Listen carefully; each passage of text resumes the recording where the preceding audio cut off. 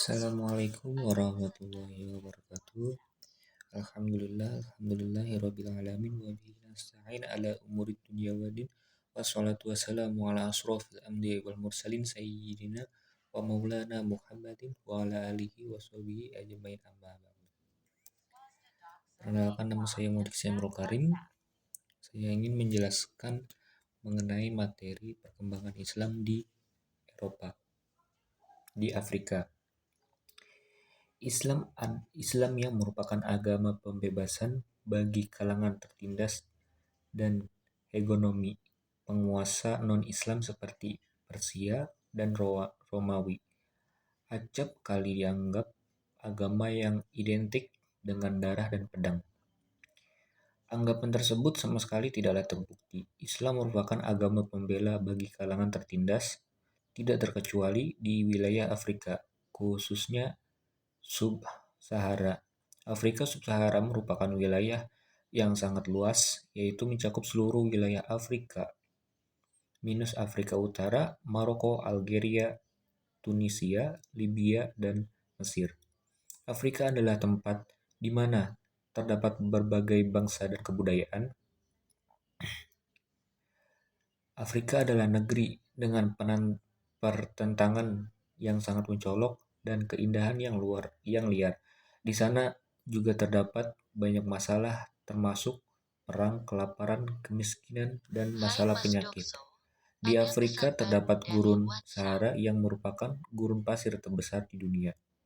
Gurun itu membentang mulai dari Samudra Atlantik di barat hingga Laut Merah di sebelah timur Sahara, meliputi seperempat dari seluruh benua itu.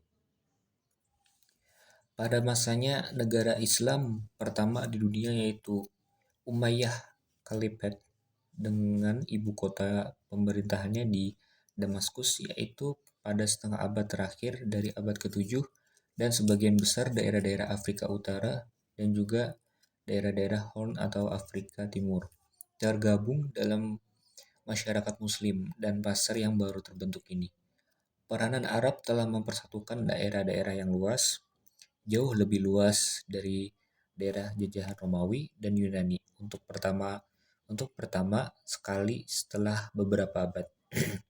Hal yang paling mencolok adalah bahwa penyebaran Islam telah mewujudkan impian Alexander Agung, yaitu penyatuan seluruh dunia dengan ditemukan stabilitas politik di bawah pengaruh Islam. Maka perdagangan di Afrika Utara hingga ke seluruh daerah di sekitar Laut Tengah, di daerah Lautan Hindia, yang kemudian menyebar ke Rusia dan Cina serta Asia Tenggara, yang saat ini telah terpaut menjadi satu.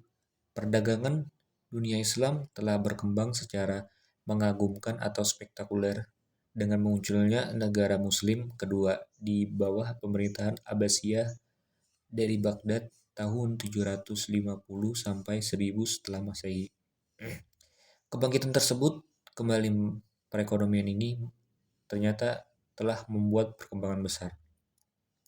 Untuk masa kejayaan Islam pada saat ini, ternyata Afrika memiliki andil yang cukup besar.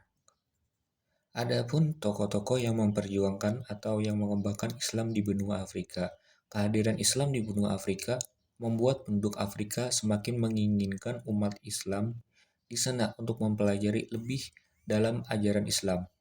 Selain itu, ada juga tokoh Islam yang menjadi pembaharu di benua Afrika. Contohnya Al-Qalbisi. Nama asli Al-Qalbisi adalah Abu Al-Hasan Ali bin Muhammad Khalaf Al-Ma'arif Al-Qabisi.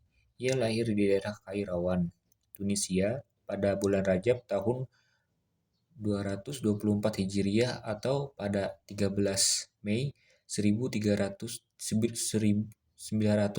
Masehi, pernah melakukan perjalanan ke Timur Tengah.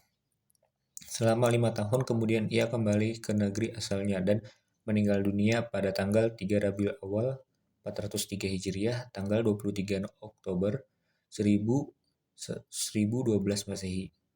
Ibnu Khallikan mengemukakan Al-Qabisi lahir pada hari Senin setelah hari kedua bulan tersebut, Rajab tahun 324 Masehi, sedangkan Al-Syayuti, Ibnu Al-Imad Al-Hanbali, Ibnu Fadlullah Al-Umari, dan Abdul Rahman tidak menyebutkan hari kelahirannya. Namun mereka sepakat bahwa Al-Kalbisi lahir pada tahun 324 Masehi bertepatan dengan 935 Masehi. Dan untuk kesimpulannya adalah perebutan kekuasaan antara sesama Islam tidak berarti bahwa Islam dianggap sebagai agama yang lahir dan berkembang dengan darah dan pedang. Asumsi ini tidak objektif. Situasi ini sangat dipengaruhi oleh warisan kondisi kerangka sosial politik yang berkembang pada saat itu. Karena Afrika Utara pernah berada di bawah kekuasaan Romawi, efek imperialisme kolonial dan perjuangan antaretnis tidak dapat dikesampingkan sebagai penyebab. Dari asumsi ini, Islamisasi di Afrika dimulai sebelum Nabi Muhammad dan beberapa sahabatnya bermigrasi ke Hubsi. Jalan panjang menuju Islamisasi ke Afrika melalui rute Afrika Utara dari 4.444 Muslim ke penduduk setempat. Mungkin hanya ini saja yang dapat saya sampaikan. Wabillahi taufiq wal hidayah. Wassalamualaikum warahmatullahi wabarakatuh.